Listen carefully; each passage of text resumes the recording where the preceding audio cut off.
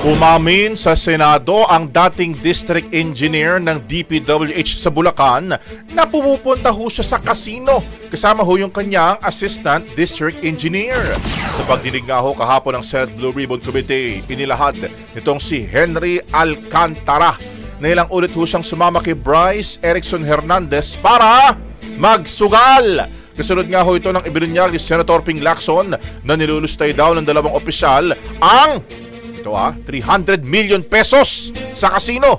Lumabas pa sa investigasyon na ginagamit ng ilan ng lisensya ng mga kontraktor at pinepeke ang pirma ng inspection team para palabasing may proyekto kahit wala naman talaga.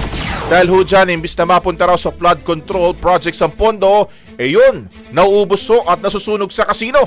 Git ni Lacson, malinaw na bahagi ang dalawa ng mas malawak na katiwalian sa DPWH, lalo na't kabilang nga ho sila sa mga iniugnay sa mga maanumalyang proyekto dyan sa Bulacan. Brigada Balita Nationwide. Ang bahaging ito ay hatid sa atin ng DriveMax Herbal Capsule. Lalaking angat, tumatagal.